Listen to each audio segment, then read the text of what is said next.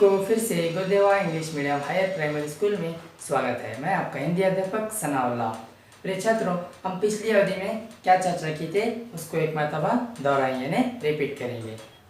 हम पिछली अवधि में पाठ 6 रानी चन्नामा इस पाठ का पहला भाग लेकर चर्चा की थी। तो उस पहला भाग में क्या चर्चा किए थे? रानी चन्नामा एक चित्तौड़ राज्य की रानी थी। वो 1824 में ब्रिटिश ईस्ट इंडिया कंपनी के विरुद्ध सेना बना कर लड़ने वाली वह पहली रानी थी। रानी चन्नामा का हमारे देश के इतिहास में महत्वपूर्ण स्थान है और रानी चन्नामा हमारे कर्नाटक के बेलगाम के पास एक छोटा गांव काकती में जन्मी थी। रानी चन्नामा को अपने बचपन से ही घुड़सवारी, तलवारबाजी तथा तीरंदाजी में विशेष रुचि था। चित्तौड़ राजघराने के राजा मला सत्ता ने रानी चन्नामा से विवाह कर लिया था। तो यहाँ तक के हम पिछली अवधि में चर्चा किए थे। अब अपने बुक के अंदर पेज नंबर 31 को निकालिए, यानी पेज नंबर 31 को निकालिए। मैं पाठ पढ़ते जाता हूँ, आप भी देखिए। रानी चन्नामा के विवाह को कुछ ही वर्ष बीते थे कि राजा मला सत्ता की मृत्यु हो गई। रानी अभी इस सदमे से उबर भी नहीं पाई थी कि इकलौते पुत्र की भी मृत्यु हो गई। अब रानी बिल्कुल अकेली हो गई। इकलौते पुत्र की मृत्यु के बाद उन्होंने शिवलिंगप्पा को अपना उत्तराधिकारी बनाया। अंग्रेजों ने रानी के इस निर्णय को स्वीकार नहीं किया और शिवलिंगप्पा को पद से हटाने का आदेश दे दिया। रानी ने अंग्रेजों का आदेश मानने से इनकार कर दिया। यहीं से अंग्रेजों के साथ उनका टकरावा शुरू हुआ। अंग्रेजों की नीति डॉक्ट्राइन ऑफ लाइफ्स के अनुसार गोद लिए हुए पुत्र को राजा करने का अधिकार नहीं था। जब भी ऐसी स्थिति होती, अंग्रेज उस राज्य को अपने साम्राज्य में मिला लेते थे। रानी चन्नामा पहली ऐसी महिला थी जिन्होंने अंग्रेजों के खिलाफ आवाज उठाई। रानी चन्नामा ने अन्य राजवाड़ों के साथ मिलकर अंग्रेजों के केवल इस नीति का ही नहीं बल्कि कई अन्य नीतियों जैसे अनावश्यक हस्तक्षेप और कर संग्रह प्रणाली का भी विरोध किया। ये नीतियां ही रानी चन्नामा और अंग्रेजों के बीच हुए युद्ध का मुख्य कारण था। अंग्रेजों को रानी का यह विरोध स्वीकार नहीं था, अतः उन्होंने रानी के विरुद्ध युद्ध छेड़ दिया। युद्ध में रानी चन्नामा ने अद्भुत साहस और वीरता का प्रदर्शन करते हुए अंग्रेजों से डटकर लोहा लिया, लेकिन वे लंबे समय तक अंग्रेजी सेना का मुकाबला नहीं कर सकी। अंग्रेजों ने उन्हें बैलोंगल किले में बंदी बनाकर रखा। वहीं उनकी मृत्यु हो गई। अंग्रेजों के दंत खट्टे करने में रानी चन्नामा ने जिस वीरता का परिचय दिया वह अभूतपूर्व था। ऐसी वीरंगना का हमारा शत शत नमन। तो अब इस पाठ का एक्सप्लेनेशन यानी विवरण देखते जाएंगे। रानी चन्नामा के विवाह को कुछ ही वर्ष बीते थे कि राजा मला सत्ता की मृत्यु हो गई। They have been married for a few years only when King Malsarta died। देखो, चित्तौड़ राज्य के जो राजा मला सत्ता के साथ रानी चन्नामा का विवाह हुआ था ना, तो कुछ ही वर्ष बीते थे, कुछ ही वर्ष हो चुके थे। उसके बाद राजा मला सत्ता का मृत्यु हो गया, यानी राजा मला सत्ता ने मर जाता है। रानी अभी इस सदमे से उबर भी नहीं पाई थी कि इकलौते पुत्र की भी मृत्यु हो गई। The queen was still to overcome this grief when her only son died। देखो, जब राजा मला सत्ता की मृत्यु के बाद उस सदमे से, सदमे का क्या होता है बच्चों? चोट यानी दुख, शॉक होना। जो रानी चन्नामा के पति राजा मला सत्ता मरने के बाद जो शॉक में थी रानी चन्नामा, उस शॉक से, इन्हें चोट से, दुख से अभी उबर नहीं पाई थी।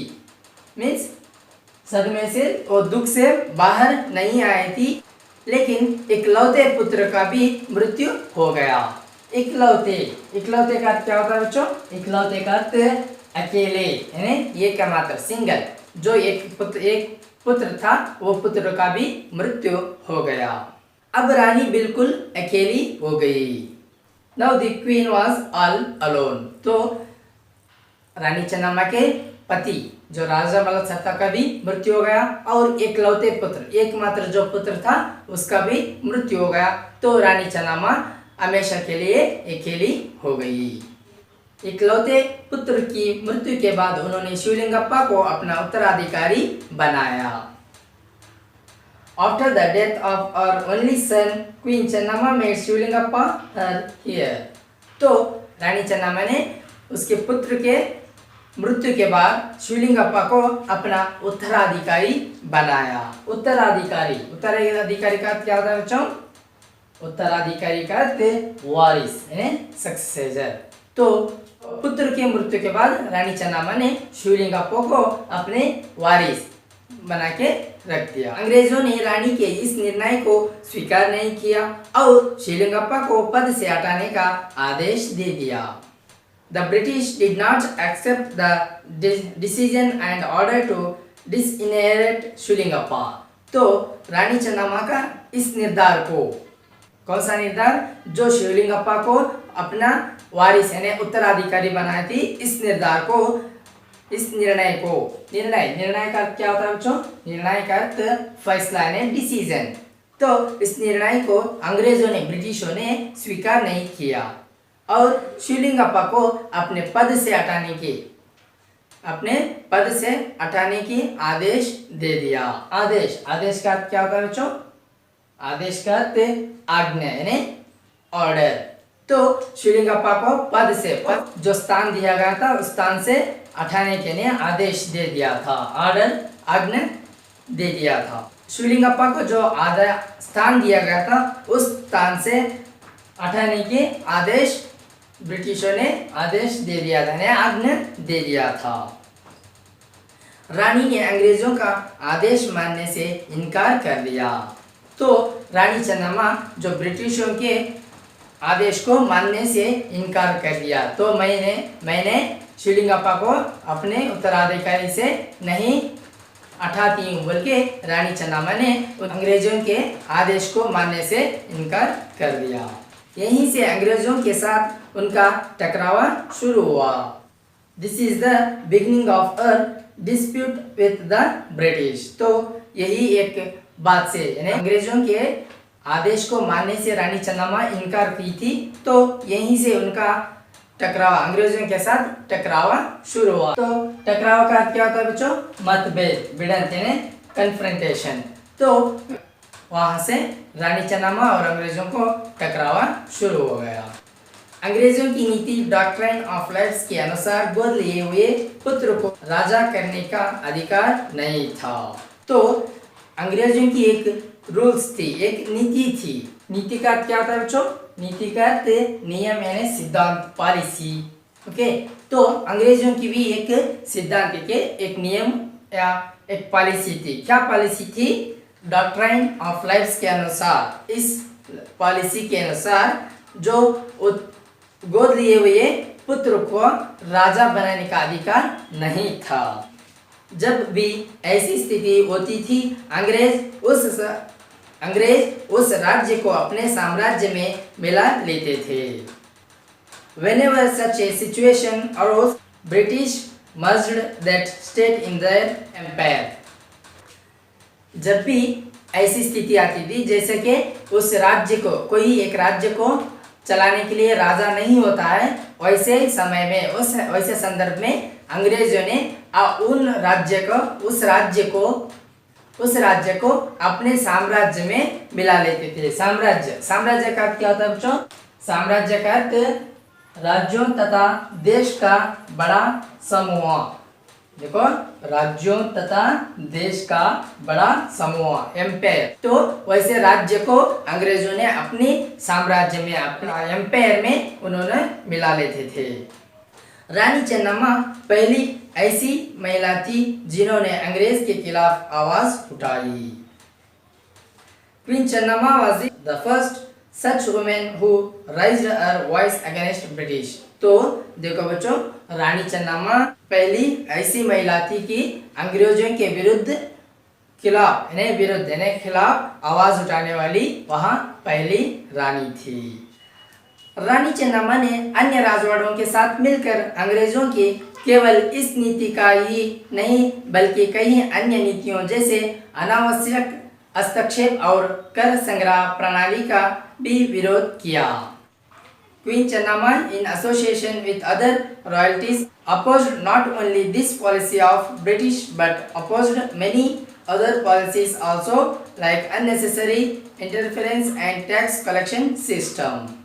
तो देखो बच्चों, रानी चन्नम्मा को राजवाड़ों से अन्य राजवाड़ों से मिलकर अंग्रेजों की केवल इन नीति, कौन सी नीति? हस्तक्षेप और कर संग्रह। हस्तक्षेप का क्या होता है? दखल अंदाजी, यानी दखल देना। तो रानी चन्नम्मा को इन नीतियों से, बल्कि कौन सी नीति? अनावश्यक हस्तक्षेप और कर संग्रह। कर क्या होता है?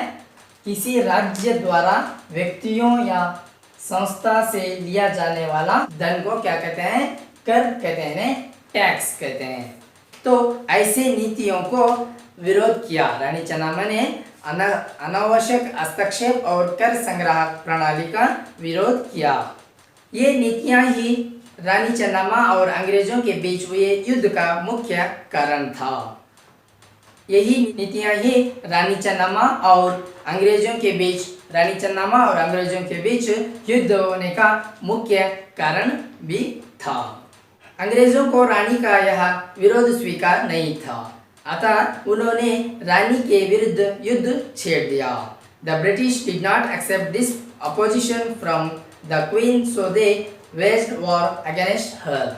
तो अंग्रेजों को रानी की यह विरुद्ध स्वीकार नहीं था। जो रानी ने अपोज की थी वो अंग्रेजों को स्वीकार नहीं किया, अतः उन्होंने रानी चन्नम्मा के विरुद्ध युद्ध छेड़ दिया, यानी रानी चन्नम्मा के साथ युद्ध करने के लिए निर्णय कर दिया।